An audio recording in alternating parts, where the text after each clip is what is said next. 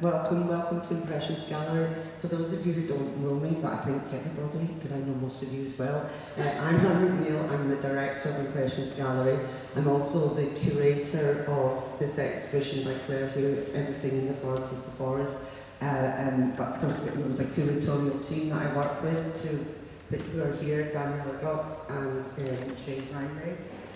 Today's PhotoFutures Symposium, I'm just going to give you a brief rundown of how the afternoon's going to pan out. We've all seen the Meet the Artist film, and so from now until 2:30 we're going to have presentations from Clare Hewitt, the artist, Carolyn Morton, who made the Botanic Inks, Emily Macaulay from Stanley James Press, who was made the book, let's just say, we'll find out later, and Danielle Phelps, who made the paper, was here earlier, but unfortunately she's been taken ill, so she sends her apologies, and we are going to go ahead with her slides, and the little collaborative team here will talk through it.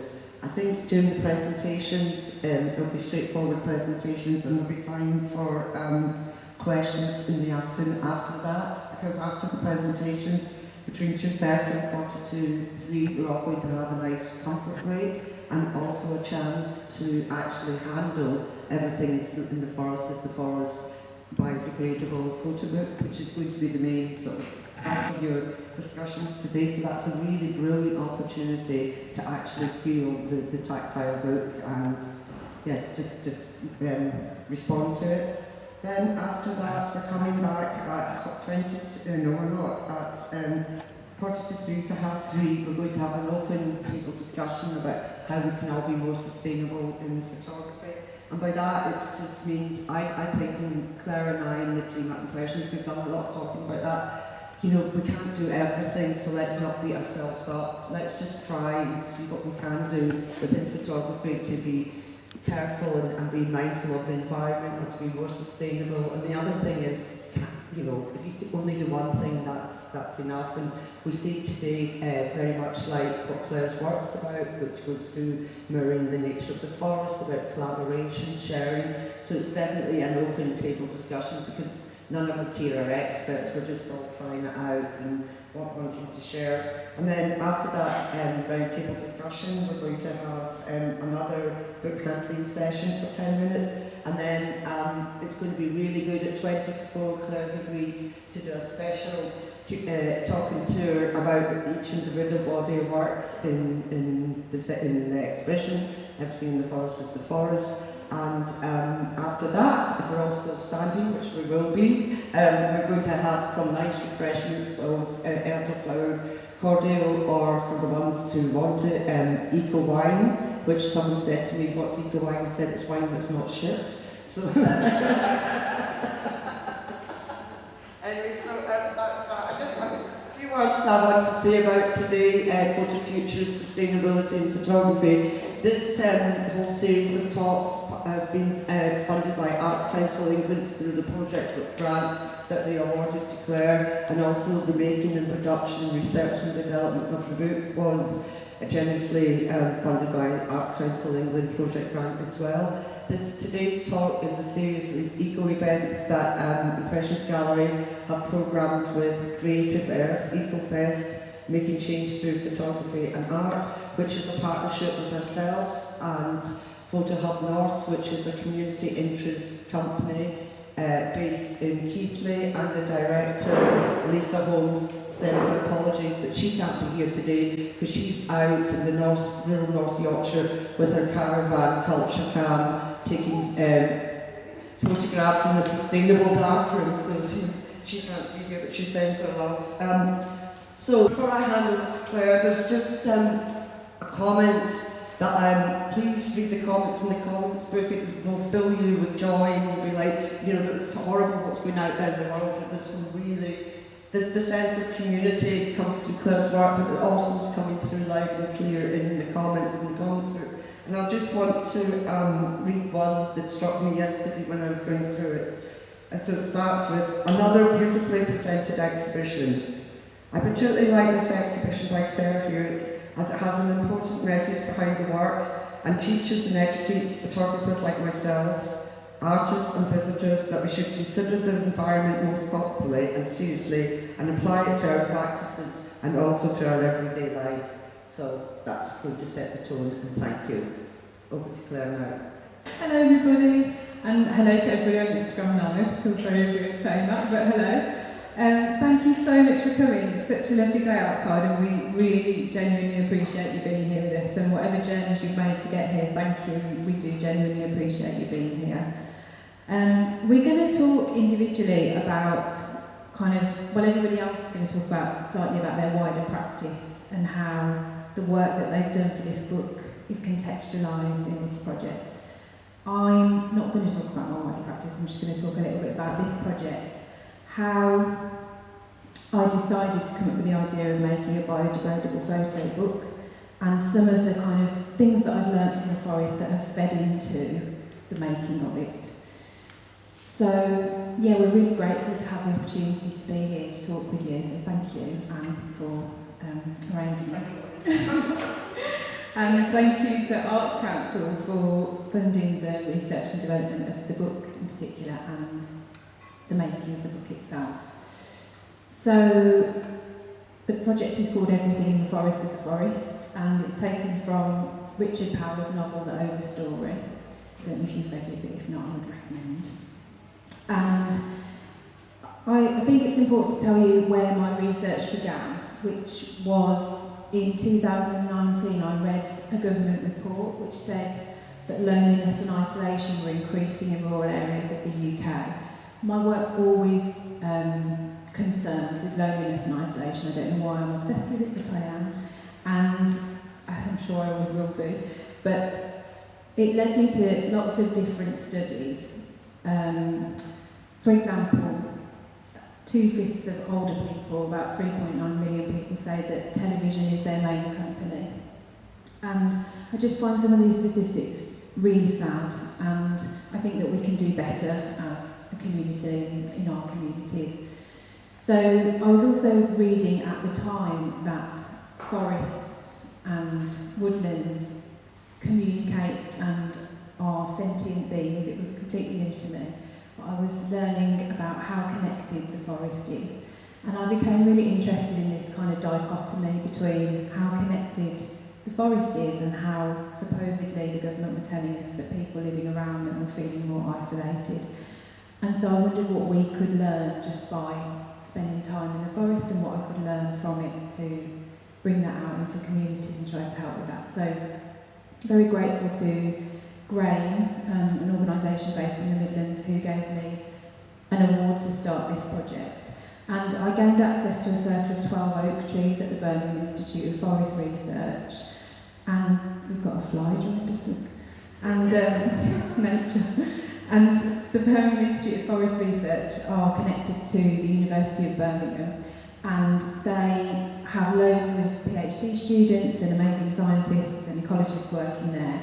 They are elevating the levels of carbon in the atmosphere that it will be in 2050 to understand how the trees respond to that.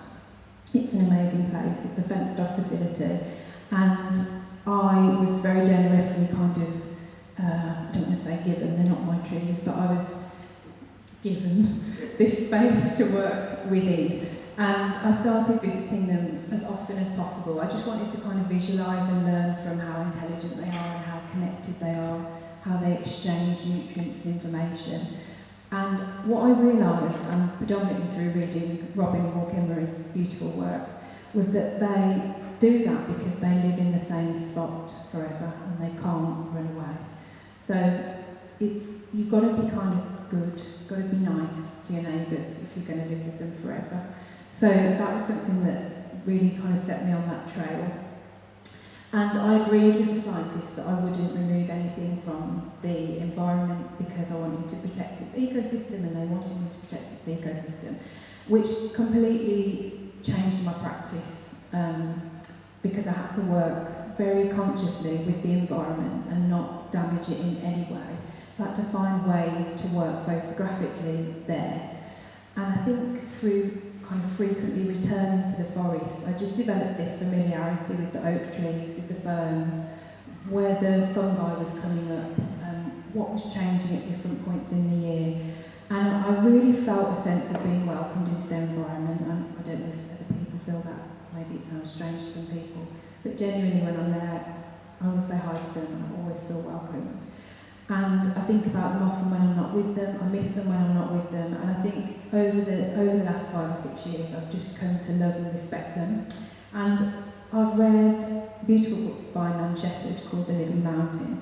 And she talks about this idea of being with the mountain.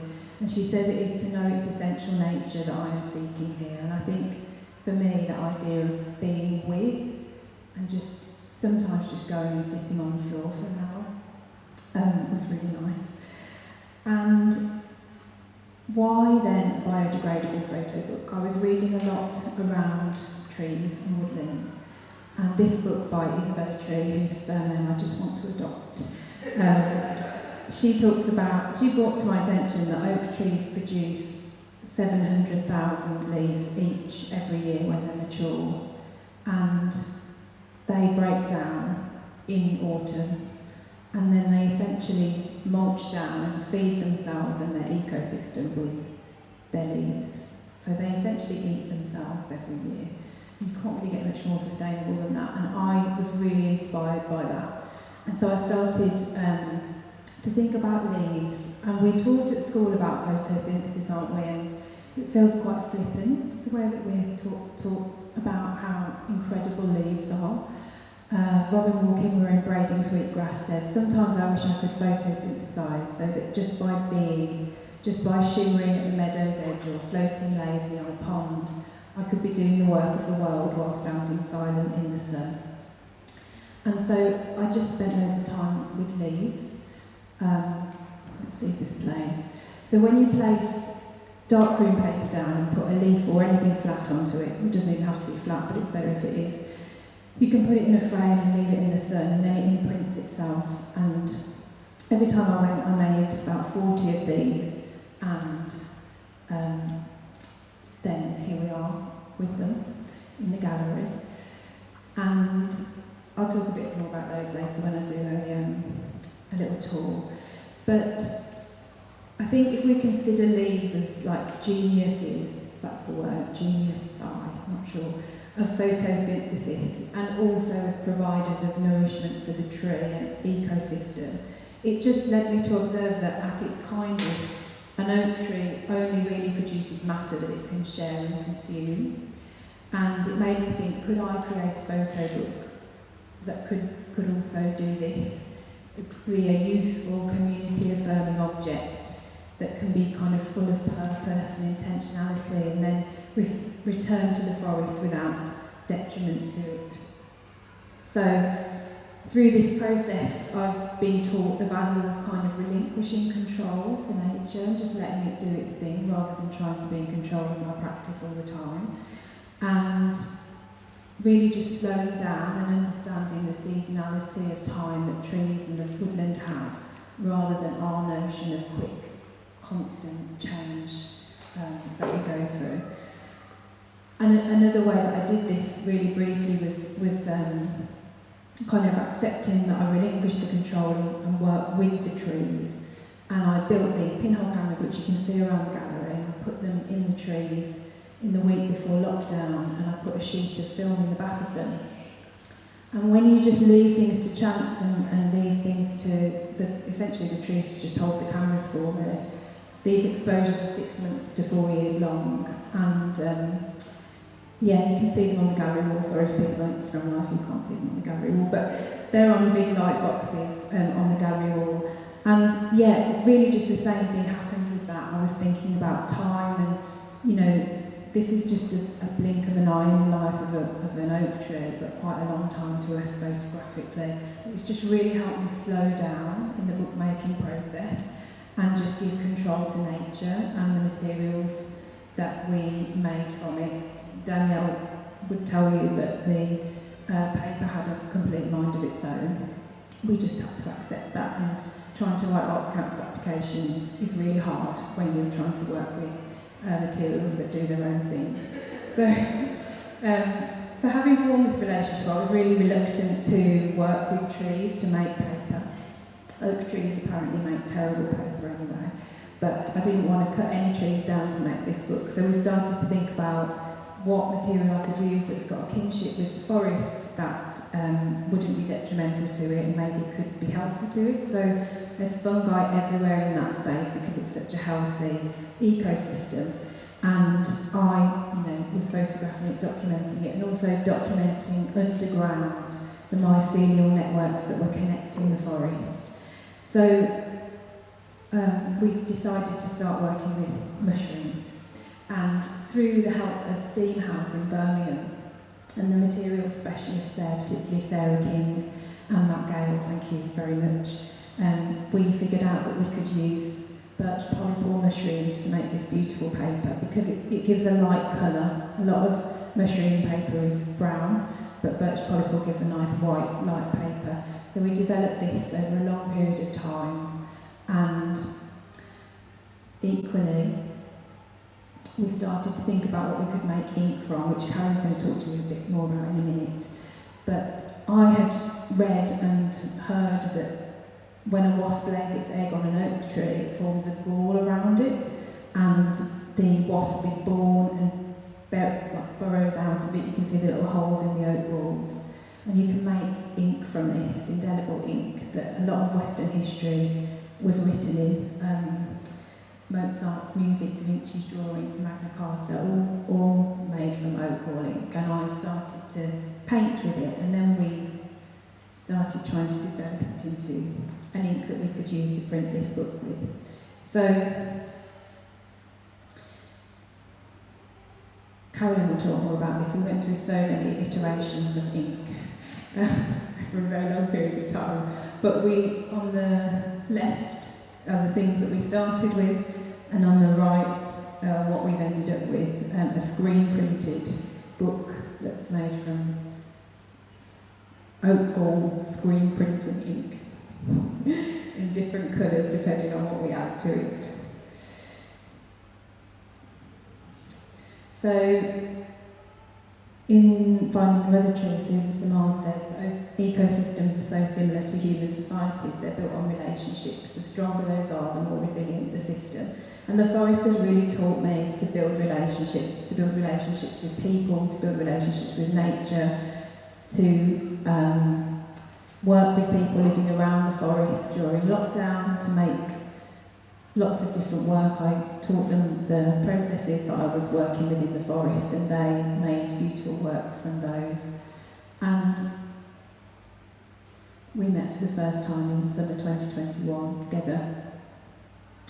And to make relationships with and the symbiotic relationship started forming between me and the forest. So this is a blue tit collecting spider's webs from around the camera to make its nest with, hence everything in the forest is the forest.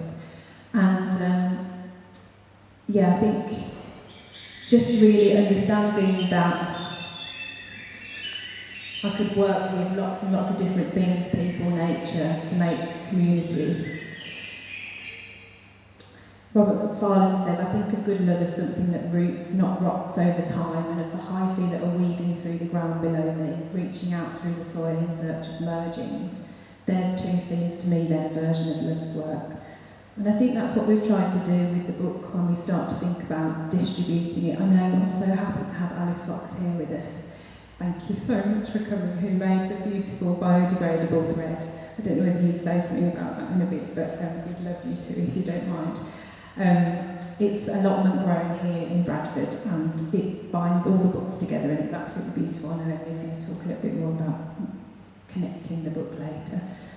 We also commissioned 3 writers who had really inspired me through the making of the work, Kerry Doherty, Marshall Farrell and Jessica J. Lee, to write a collaborative text. So one person would start a thread of an idea and then pass it on to the next person, and they would write the next bit, and then pass it on to the next person, and they would write the next bit. And they did that 12 times for all 12 of the little mini books that we've made. You're going to talk about that a bit more, I think, the way that we made them. And that was really special for me, so bringing in all of this collaborative work to make the book that we've made. We've obviously got the handling of that soon. I wanted to say actually about the women who wrote the books. I think it's really nice to have a female perspective of ecology in the book. It's not a photographic text. I think often, I don't know how many bodies of photographic work you can think of that are made by women in woodland and forests. But I really struggle over prolonged periods of time to think about that, and there's lots of reasons why that is. We often get a very male-dominated version of the forest and of ecology, and it's been so nice to make this work with women. So just to finish then, in terms of how we're distributing the book, we decided we didn't want to sell it, but that we wanted to borrow and share it. And so throughout this summer, we put a call out for people to see who would like to borrow it for a week. And we have started sending them out over the last 2 weeks. They're all out and going around the country now. And we encourage people to be creative, to send each other little things, without too much effort or pressure. And they have the book for a week and then they send it on to the next person. And it's been lovely to see how creative people are getting. This is during the test. We send a logbook out so that people can see where they are. I kind of expected people would write things like, their address, but it's always like under the beech tree or looking at a robin in an apple tree in Rington, which I just think is really lovely. Somebody took up embroidery again for the first time and sent it on. So people being really creative. And Macaulay gave me permission very kindly. We set up an online notice board just for the community who were borrowing the book. He gave me permission to share this picture. Emily sent him some poppy seeds and he started growing them already. He says he's going to use them in his own practice to make anthrotypes. So I think that we start to see how the work, everything in the forest is the forest. It's just how it is. It creeps into everything else and it's really great. So just to finish from me, this quote from Helen MacDonald in Vesper Flight, she says, "Most of all, I hope my work is about a thing that seems to me of the deepest possible importance in our present-day historical moment, finding ways to recognise and love difference." And I hope that's what we're doing in this work, recognising that intellect exists in a different way to ours in the forest, and that it can inspire and nurture us to make different kinds of communities, to look for different ways to design, make and innovate, and to see the necessity for diversity in our communities to make us stronger. Thank you. Thanks, Claire. That was really amazing. I really like what you said about slowing down and relinquishing, I can't even say that word, control. I think it's something that we can all learn from. But the other thing, when you mentioned the Arts Council, what really made me laugh was when you apply for Arts Council funding, you have to put in a risk assessment. And we had such fun doing that. What's the risk assessment? Like, people might eat the paper or something. It was good to be able to think like that way for a change instead of thinking financial stuff. So next up we have Carolyn Morton, who is going to talk about how you developed the botanic inks for the book and the process. So thank you. Yeah, great speaker.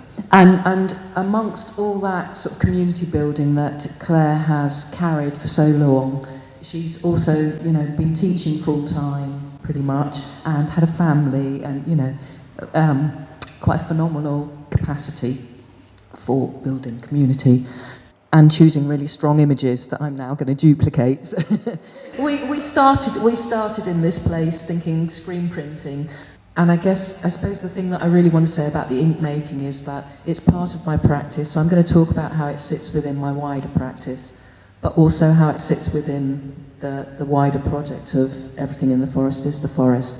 So the ink, there was a lot of work a few years ago, quite intensely working out how the ink what it would be and what printing process it would then lead to, and therefore what bookbinding, what the book would be like. So we started off screen printing with oat gall iron ink, and then we kind of went, oh God, eco-tank, inkjet printers. Surely we can get, the clues in the name, we can get the botanical inks through that. So we spent a lot of time, quite a bit of money as well on printers, trying to get the equivalent of a CMYK colour scale so that we could literally just use the digital files of the photos and put them through an inkjet printer. So the problem with botanical inks in that colour range is they've got lots of organic matter in them, they've got lots of particles. So on the left, you're seeing one of the eco-tank printers being cleaned, and that was our biggest problem, how to clean them.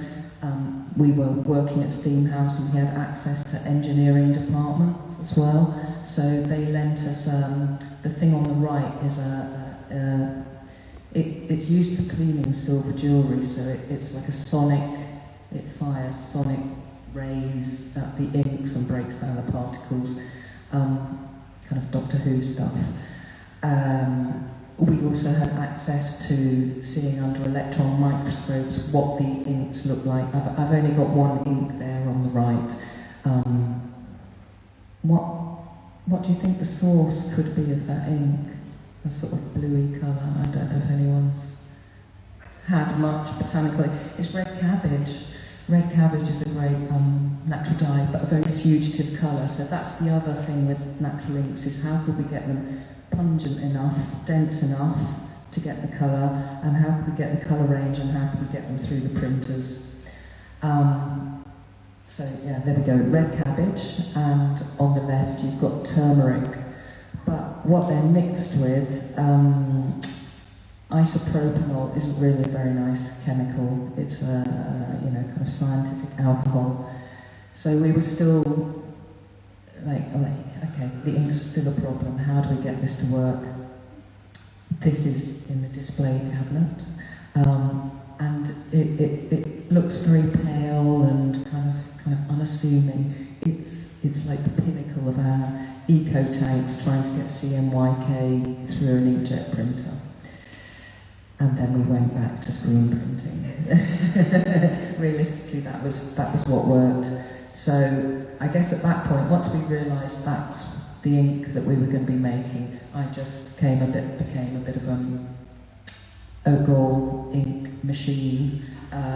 So oak galls have a lot of tannin. They're very light resistant, so you get these beautiful rich browns. Oak gall iron ink, which is what a lot of the our laws historically were written in oak gall iron ink. But because it's got iron in it, it will eat through paper.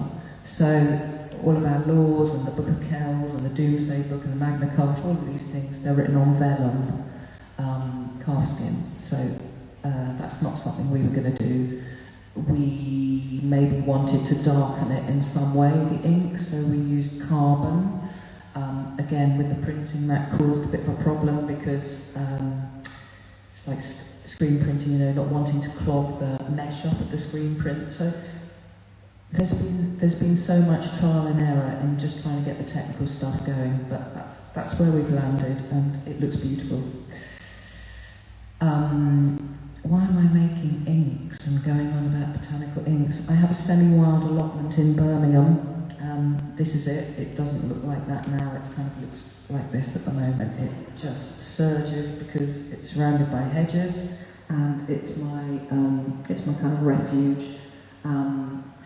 It's full of wild. It's about 200 to 300 wild plant species that I've identified, and I do grow a few crops to keep the management committee off my back, but mostly I let the wild plants go. I think it's such a rich experience for people to be submerged in plants, and they're just common wild plants, and things that are abundant or doing really well, I pull them up to stop them dominating, and that's my ink source.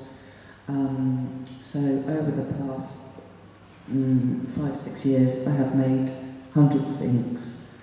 I'm very interested in the process of making ink, how connecting with these plants has transformed me. Transforming their state also transforms my state. That experience of being with the trees that Claire talks about, we didn't evolve to be in all of this, we evolved to be a part of the living world, and our bodies just realign to that when we're in it. So I try to find ways of sharing that experience of my allotment and of making inks. increasingly I make pigment, so it's another chemical process that separates the pigment from the liquid, and you then get a pigment that's a lot more stable that you can make into watercolour or watercolour oil paint, gouache. I guess my practice has become an integrated practice that's about caring for people and place and plants and materials. So these are scobies that are from the top of my kombucha that I make, that I then soak in ink, and I press the source of the ink is then used to dye the scobies, and I return them to the allotment. So just as they are good for our microbiome, scobies are really good for the soil, for the earth. So I'm trying to, that sense of mutualism where I'm trying to do things that are good for us, as well as the wider community and the wider space at my allotment. I have a practice where I draw small changes. Every day I draw small changes that catch my eye at the allotment. And increasingly I realise that either I'm projecting my state onto the plants there, or I am seeing in their state things that reflect how I feel. But this sense that we're all in this sort of we're all in this together, literally, and how we treat ourselves and one another is kind of includes the more than human or the other than human. What the project has enabled me to do is I'm not a printmaker, but making screen printing inks made me think, oh, maybe I can start thinking about these drawings and scaling them up, or printing drawings and being able to distribute, or being able to think about those as a way of circulating my work. So I've done some test prints with those. I'm really interested in the animacy of materials. So whilst inks are a medium to draw with, I don't actually draw with my inks very often. That's a rotoring pen with rotoring ink because I'm outside and it's waterproofing. I've made, so the little balls, they're like berry-sized, hawthorn berry-sized balls, and they're hawthorn pigment that has been made into hawthorn watercolour balls that I've then rolled around, that then become this lovely sort of hawthorny drawing. I've got no idea how long I've been speaking for. Fortnight? 2 hours? That's fine.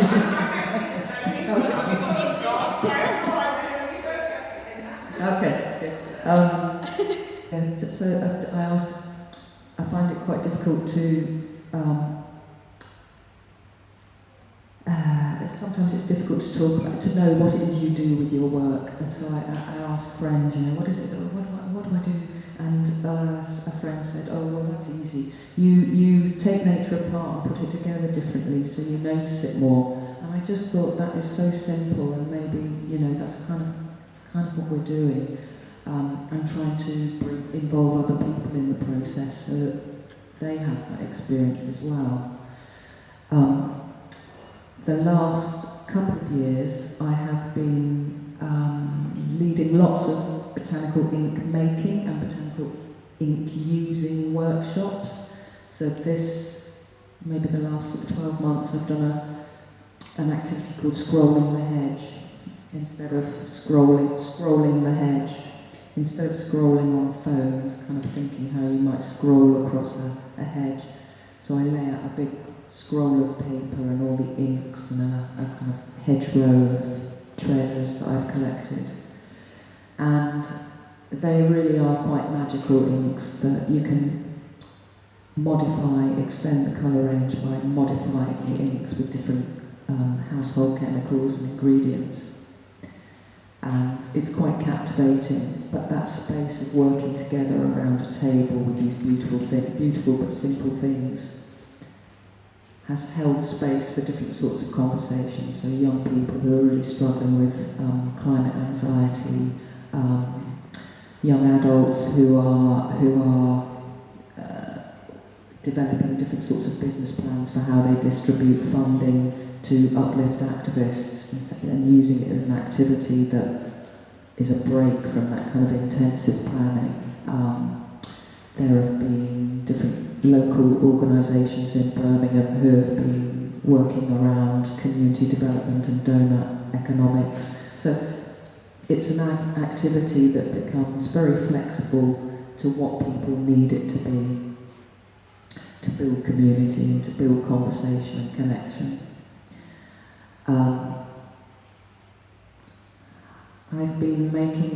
I'm starting to develop climate-powered drawing machines.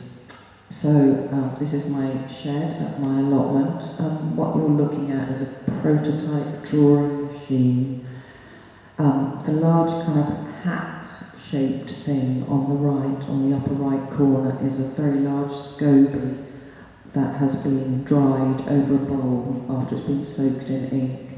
And it's attached to a string that runs outside of the shed and is attached to a branch on a tree. So as the branch moves, the SCOBY kind of goes up and down randomly.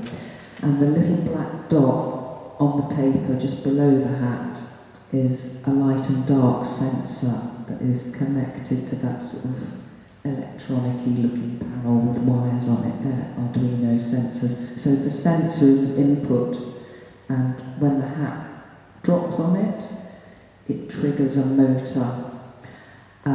So the kind of, I'm going to point, this wooden arm is a kind of hinged puppet arm that is attached to the shed wall, and it's got these dried plants and roots that in essence are going to be the drawing tools. So it's got several different sensors going through Arduino inputs that are triggered by the wind, by light and dark, or by a tilt sensor, so another sensor that's attached to a plant outside of the shed. I'm not an electronics person, nor am I a science person.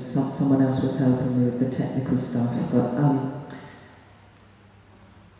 they trigger the motors to act and react quite randomly to what's going on outside of the shed. And yeah, so I'm early stages of playing around with that. I guess I'm always trying to sort of slightly remove myself from my work in some way. So I'm interested in setting up a situation that other forces can act with these materials rather than me sitting and making an artwork with them. So just to finish up, I'm just really passionate about wild plants. They're the things that have evolved to be in this climate, in this environment. They're the things that are our early medicine, our food. They're the things that support the insects, that then support the larger creatures. I think if we can get the plants, if we can just get as many wild plants as we can, then we're doing okay. So my focus on wild plants also extends to trying to think about different stories for them. So I've been developing a biomaterial for 3D printing that uses dried ground field horsetail, which is a plant, not mammal hair, that is hated by gardeners, but is a prehistoric plant. It's one of the first plants to make it on land. It's got fascinating chemistry, but I'm really interested. You touch it and you think, oh my God, this plant is weird. Its early names are things like scouring rush and gum bright. So it gives a pewter wart, so it gives you a sense of what it's like. It's full of silica and it's a rough kind of polishing plant. So on the right there, you've got a 3D scan of a tip of horsetail that has then been 3D printed with my biomaterial. It's about that big, a little vessel. I made lots of them, and then on the left you've got a test firing of them. And this is kind of my latest batch of them out of the kiln. It's a real shape-shifting material. It's never the same, even though I'm trying to make the same mix and fire it in the same way. It's always slightly different, behaves slightly differently. I'm really interested in how we can kind of rewrite what we think we know about plants and what they can teach us. So,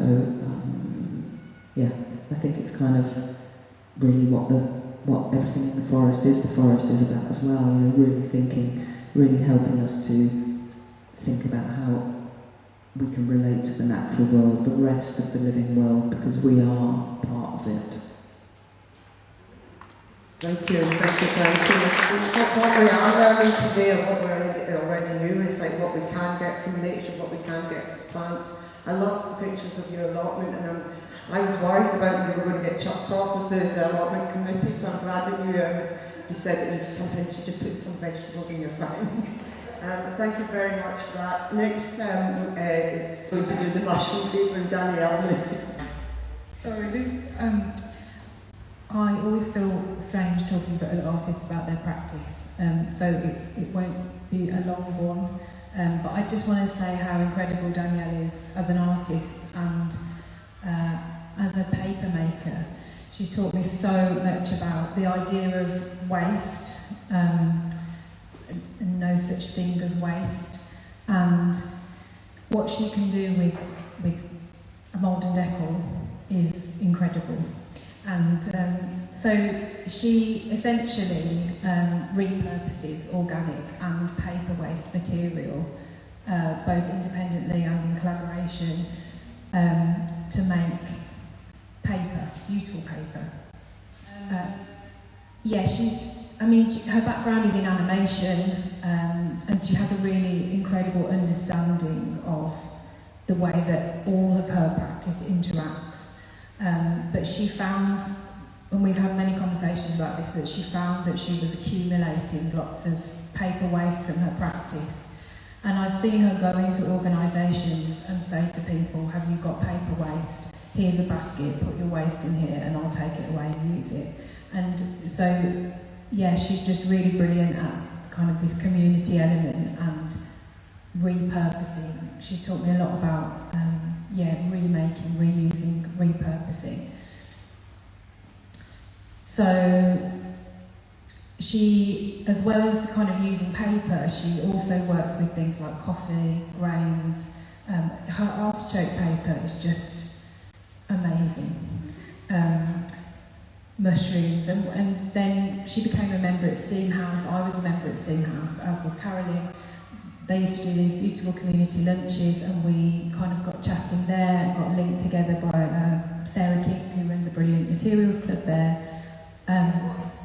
So Steam House is an organisation run by Birmingham City University, and they take kind of the STEAM subjects, so science, technology, engineering, and they bring people together with ideas, and they link you up with other people who can help you facilitate those ideas. So we were kind of brought together in that way. They've got an amazing makerspace. They've got an amazing fab lab, like a makerspace with just the most incredible machinery. So it was through European funding. It got a lot of equipment, and there were a lot of artists going there, building prototypes. So every new piece of work would be a prototype. So seeing the bird boxes around the gallery, that's how I remember seeing Claire first. I was like, well, what are they for? You know. Clearly. Yeah. Thank you. She also delivers workshops around collaborative paper making and just generally making paper. So we started working together, and I remember starting to talk to her about, like, can we make paper out of mushrooms? Can we make a book out of mushrooms? She was like, no. And I was like, please, can we try and make a book out of mushrooms? I think I just kept going at her until we decided to do that. And we started trying with birch polypore. It worked really beautifully from the outset, and we just kept going from there. But it has a complete mind of its own, depending on the environment that it's in. So the summer before last was a very dry one, and then it was drying beautifully on her lawn, and then last summer was a very wet one, so nothing would react in the same way. We couldn't get it to dry. She made this amazing drying system. Yeah, she has made mould and decals specifically for this project and for other projects as well, to, you know, change the way that things dry and are made.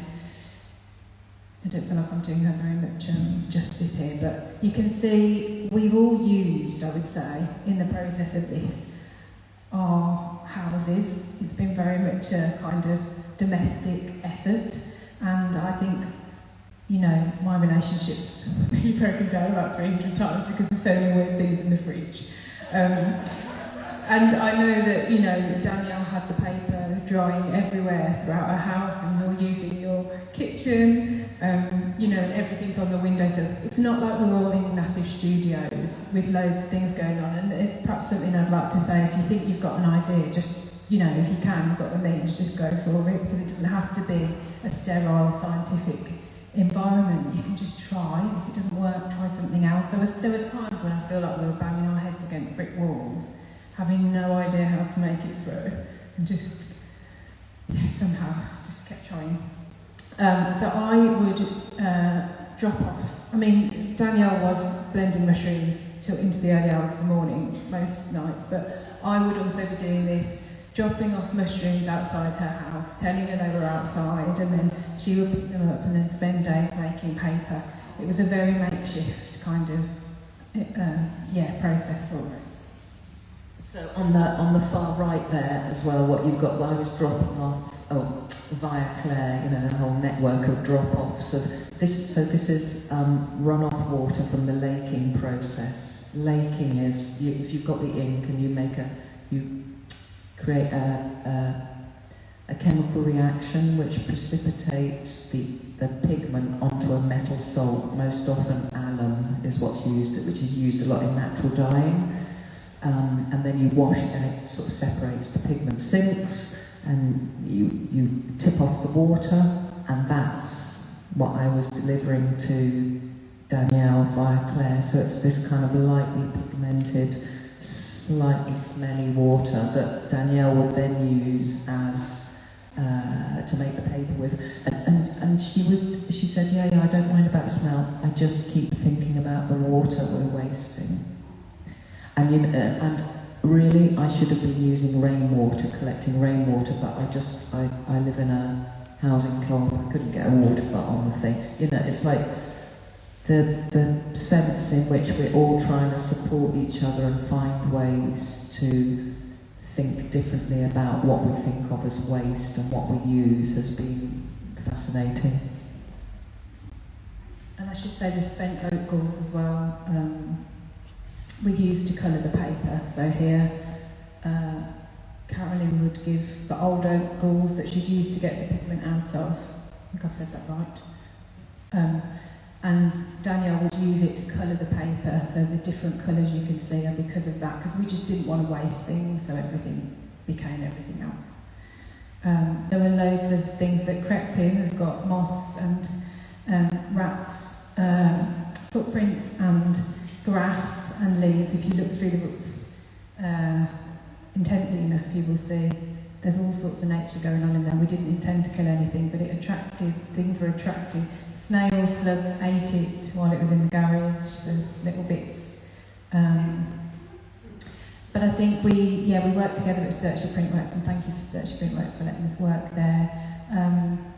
And really just trying out different ways of printing. I mean, every single book looks completely different because it's a process. You see the process that we've gone through as we're making it. It's like some of them get better and then worse and then better. And it was a real effort to get to that point. Printing on both sides of the paper was really tricky. Just different processes that we went through with that. But yeah, the final printing day was quite exciting. And you can see here the quantity of paper that Danielle made. I should say we started off thinking we were going to make 14 books, and we ended up making 4 because we were just trying to use nature's guidance as to how much was available, and that felt like the right amount. Yeah. There we go. Hello, so I'm Emily and I run Simon Jones Press, a really tiny design company based all the way up here in the north of the Lake District, near the Scottish borders. And I spend all my time thinking about how to make stuff out of paper, so sometimes that's books or exhibitions, maps, boxes, complicated envelopes. and I mainly work with photographers and artists and other organisations.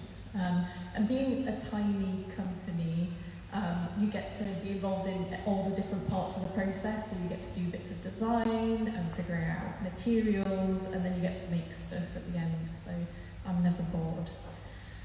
So here is some stuff that I've made. And I'm really interested in the kind of complicated forms of print.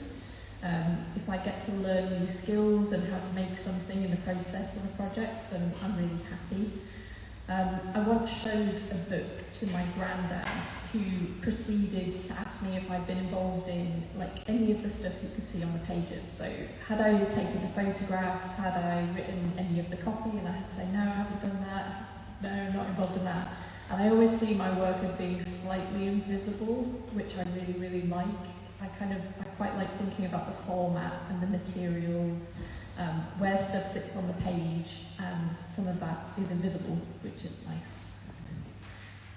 So here are some other books. There's books that are, this is made of 12 books that come together, fold out pages, pop-ups. That's made of 3 books that you can create different combinations of the photos, so it ends up creating thousands of combinations, so you're kind of out of control of how someone reads the book. Paper engineering stuff. And sustainability has kind of crept into my work, so I started making books because I love them. I love figuring out how to make stuff out of paper. So I feel like a novice on this panel because your practices are all based so heavily in sustainability. That's where they've come from, whereas it's something that's been added over time to mine. And I find that lots of clients are now asking me about it, so they want sustainability to be thought about when I'm making books for them. It's often really small steps when you're doing it like that, when you're working in a commercial setting and trying to add that to your work. It's sometimes really, really small steps that you're making. So when I started working with Clare, the stuff that we had to figure out really early on was how to make something completely biodegradable. That was kind of the one rule. It had to be biodegradable and it wasn't going to be made out of trees. And you already had an amazing team of people helping with the materials. We started to explore ways of binding the book that maybe didn't use thread and didn't use glue to kind of eliminate those materials, which was a really nice process because they're all bindings that I'd never done before, ones that use paper to bind books and folds. And we ended up settling on a binding that used thread, knowing that we'd be able to find biodegradable versions of that. And thankfully, Alice, who's in the audience, makes amazing biodegradable threads in her own artistic practice that we were able to use for the book. And we knew the book was going to come apart, so it's made of 12 mini books. I quite liked that the book came apart in a way that I see how we use trees. So we fell trees, we take them and chop them up and make them into pulp, and we use all these separate parts of a tree. And I think, Claire, maybe you saw this from the opposite perspective, of that you worked so closely with these 12 trees that came together into this one beautiful community. So this feels like a community of books to me. And one of the really nice things is that these books then were shipped out. So having a book that could come apart meant that we could send them to 12 different people. So this is a book that you'll all get to handle if you want to. It's bound, each book is bound separately, but then it comes together on these strips of paper, meaning you can separate them into these 12 volumes, and then they can be posted. So they're all over the country at the moment. And for me, one of the things that was quite different about this project was starting with the materials that you'd figured out how to make. So we knew that the resources were going to be limited. We didn't know how many mushrooms there were going to be at certain times of the year or how many opals, so the materials were always going to be limited. We knew that the paper was probably going to be rough on one side and smooth on the other, so that meant that we'd probably only be able to print on one side of the paper.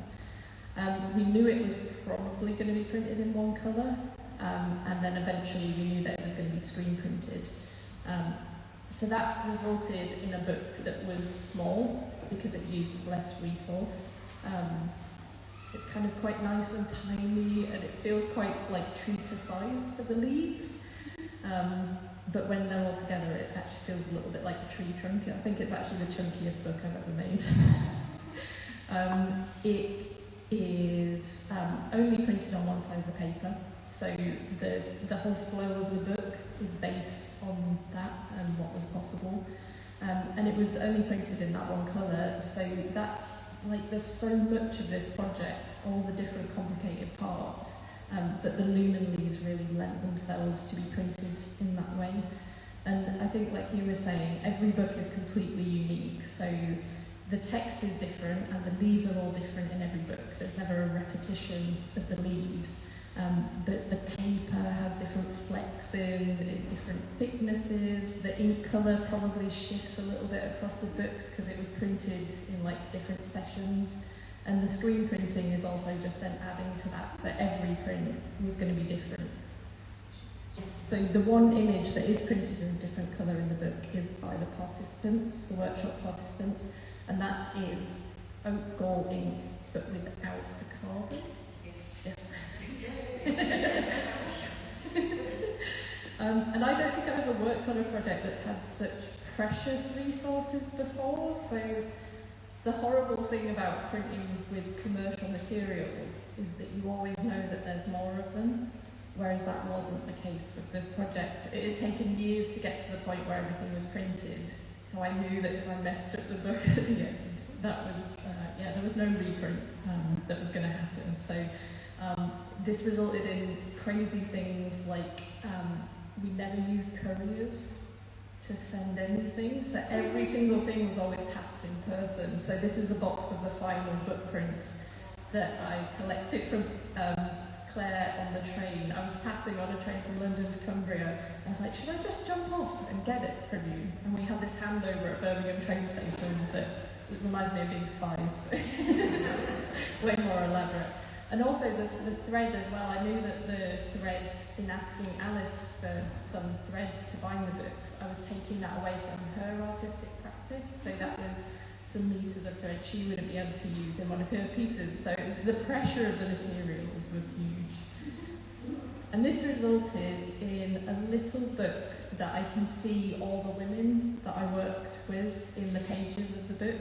Like, I know that the books that I work with, like day to day, and bind day to day, are touched by many hands. So the foresters, the paper makers, the thread manufacturers and printers, the couriers and the refuge collectors are all involved in the process of my books. But there's something about industrial processes that really sever the link with the human beings that are like involved, but that wasn't the case with this book. You're like all so visible in it for me. So when I look at the pages of this book, I see the trees that you kindly introduced me to at the start of the project. I see my local woodland and being able to recognise oak gold, thanks to you, Carolyn. I can see Danielle making paper, and you said that there's like little blades of grass in there, and like it made me wonder whether someone was mowing the lawn next to her when she was making paper one day. And at one point I found this blue thread that I think it was actually from my jumper, that took me back to the screen printing studio in the middle of winter with numb toes and praying to the mushroom gods that they were going to treat us well that day. So it's really nice to have all those stories embedded in the pages. And a final thing, the project will determine work and inspire so many different projects for me in the future. It's made me consider how I use resources better. It's made me consider all the books that have tiny little mistakes that sometimes ended up in the recycling, and making sure that they live on in the world and have a better life from the recycling. It's made me do an audit of my waste. So this is a pile of paper. It's a month's worth of paper waste that I produced. produce, all the trimmings from books and things, and considering how I then use that in the future. And I think the project's just left me with 1,000 questions to consider in the future. Thank you, Emily. I think we all have 1,000 questions to consider. But two things I take from your talk is like it's all right to do things in small steps because we get there. I think you 3, you 4, Danielle as well, the epitome of that. You kept going small steps, and came up with a beautiful, beautiful book. And the other thing I want to say is I loved when you were talking about the paper, and it made me think, you know, nature is brilliant for your imagination. If you just slow down and then just let yourself get lost in it. So thank you for that in your presentation.